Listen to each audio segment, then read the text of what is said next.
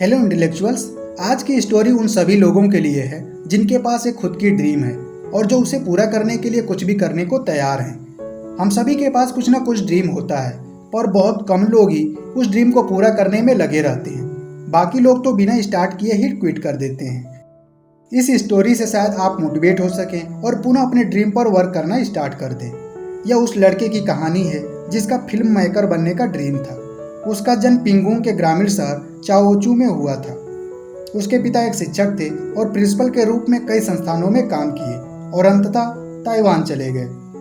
उस यंग लड़के ने ताइवान के कई संस्थानों में एडमिशन लिया और बाद में उसका एडमिशन उस स्कूल में हुआ जहां उसके पिता प्रिंसिपल थे। और एक एजुकेटर की फैमिली में पैदा होने की वजह से उससे बहुत उम्मीद थी। उसके पिता चाहते थे कि वह बड़ा होकर प्रोफेसर बने, जबकि उस लड़के का झुकाव फिल्म मेकिंग की तरफ था। लगातार 2 बार कॉलेज एंट्रेंस एग्जाम में फेल होने के बाद उसने डिसाइड किया कि वो अपने ड्रीम के पीछे ही भागेगा और उसने नेशनल आर्ट स्कूल में 3 साल के लिए एडमिशन ले लिया। 1979 में उस यंग लड़के ने अपने ड्रीम को पूरा करने के लिए यूनाइटेड स्टेट जाने का फैसला किया, जो उसके पिता को हैरान कर दिया। वह उस लड़के को समझा रहे थे फिल्म इंडस्ट्री की हार्श रियलिटी के बारे में कि प्रत्येक साल 200 अवेलेबल रोल के लिए 50,000 लोग कम्पीट करते हैं। पर वो अपने ड्रीम को गिव अप करने के बजाय वो अपने पिता के अगेंस्ट गया और वह यूनाइटेड स्टेट के लिए फ्लाइट ले लिया, जिसकी वजह से उसका रिलेशन उसके फादर से खराब हो गया और उसके पिता ने उससे वर्षों बात नहीं किया। 1980 में वो थिएटर में बैचलर डिग्री के लिए यूनिवर्सिटी ऑफ इलिनॉइस में एडमिशन ले लिया और यहीं पर वो अपने फ्यूचर वाइफ जेन लिन से मिला और 1983 में दोनों ने न्यूयॉर्क में शादी कर ली। उसके बाद उस यंग लड़के ने न्यूयॉर्क यूनिवर्सिटी से फाइन आर्ट में मास्टर्स किया। समय बीता, वह यंग लड़का अब खुद का नाम बनाने के लिए तैयार था, मगर जल्दी उसे एहसास हो गया कि जो उसके पिता इस फिल्म इंडस्ट्री की हार्श रियलिटी के बारे में बोल रहे थे वह सच है। अगले 6 सालों तक उसका संघर्ष चलता रहा। उसकी पत्नी जेन तब तक माइक्रोबायोलॉजी में डॉक्टर बन गई थी और वही एकमात्र फैमिली इनकम का सोर्स था। पर वह इनकम घर चलाने के लिए सफिशिएंट नहीं था, जिसके कारण उसे घर का काम, खाना बनाना, साथ में बच्चे की देखभाल भी करना पड़ता था। पर इस बीच वह स्क्रिप्ट को लिखता और पढ़ता था, साथ में फिल्म का रिव्यू करता था। वह 30 से भी ज़्यादा डिफरेंट कंपनीज के लिए स्क्रीन प्ले करने की कोशिश की, लेकिन उसके लाख प्रयास के बावजूद वह रिजेक्ट हो जाता था। वह बहुत असहाय महसूस कर रहा था क्योंकि वह अपनी फैमिली का सपोर्ट नहीं कर पा रहा था, जिसकी वजह से वह लगातार खुद के प्रति गिल्ट और डाउट महसूस करने लगा। उसके ससुर को इस एज की आदमी की इस दशा को देखकर अच्छा नहीं लग रहा था, जिसके कारण वो अपनी बेटी के पास कुछ पैसे भेज दिए, यह सोचकर ताकि वह एक चाइनीज रेस्टोरेंट खोल सके, लेकिन उसकी पत्नी उस पैसे को लेने से मना कर दी। जब यह उस यंग मैन को पता चला, वह कई दिन तक सो नहीं पाया और अपनी इस लाइफ से शिकायत करने लगा और फाइनली इस कंक्लूजन पर पहुंचा कि यह ड्रीम शायद उसके लिए नहीं बना है और जॉब पाने की आशा से वह एक नज़दीक के कम्युनिटी कॉलेज में कंप्यूटर कोर्स में इनरोल करा लिया। इस फैसले ने उसका आने वाले हफ्तों में मूड खराब कर दिया। उसकी पत्नी उसके इस बिहेवियर को समझ गई और उसका कारण पता करने की कोशिश की। एक सुबह उसकी पत्नी वर्क पर जाने से पहले अपने पति का उत्साह बढ़ाने की कोशिश की, जिसकी उसके पति को बहुत ज़रूरत थी, और बोली, डोंट फॉरगेट योर ड्रीम।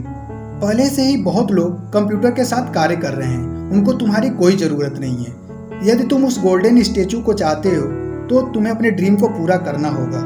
उसकी ड्रीम जो धीरे धीरे इस जीवन के डिमांड की वजह से डूब रही थी, वह पुनः उसके लाइफ में आने लगी। उसने अपनी पत्नी को इन टचिंग वर्ड्स के लिए धन्यवाद किया।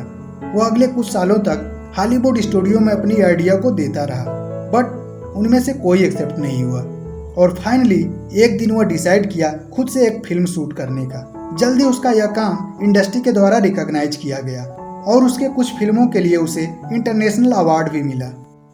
1990 से उसकी लाइफ में चीज़ें बदलना शुरू हुई जब उसकी 2 स्क्रीन प्ले ताइवान के नेशनल स्क्रीन राइटिंग कंपटीशन में फर्स्ट प्लेस और सेकंड प्लेस दोनों जीतने में सफल रहीं और 1999 में उसे एक मूवी डायरेक्ट करने को मिली जो एंशिएंट चाइनीज मार्शल आर्ट पर बेस्ड थी।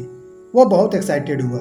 वह ताइवान, हांगकांग, मलेशिया, चाइना और साथ में यूएस से भी कुछ लोगों की टीम बनाई और 2000 में crouching tiger hidden dragon foreign language में सबसे ज़्यादा अर्निंग वाली फिल्म थी जो अमेरिका में रिलीज हुई थी। इस फिल्म को 14 ऑस्कर और 16 ब्रिटिश एकेडमी अवार्ड के लिए नॉमिनेट किया गया। आखिरकार best foreign language film Oscar, best director at the golden globe और 4 ब्रिटिश एकेडमी अवार्ड जीतने में सफल रही। 2005 में उन्होंने ब्रोकबैक माउंटेन नाम की फिल्म डायरेक्ट की, जिसके लिए उन्हें बेस्ट डायरेक्टर का एकेडमी अवार्ड मिला। और इतिहास तो तब रच दिया जब उन्होंने 2012 में लाइफ ऑफ पाई को डायरेक्ट किया, जो 2013 के एकेडमी अवार्ड में धूम मचा दी। टोटल 11 एकेडमी अवार्ड के लिए फिल्म को नॉमिनेट किया गया, जिसमें टोटल 4 अवार्ड जीती। Best original score, best director, best visual effect and best cinematography.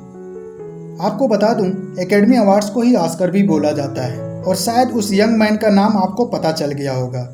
वह यंग मैन है एंग ली।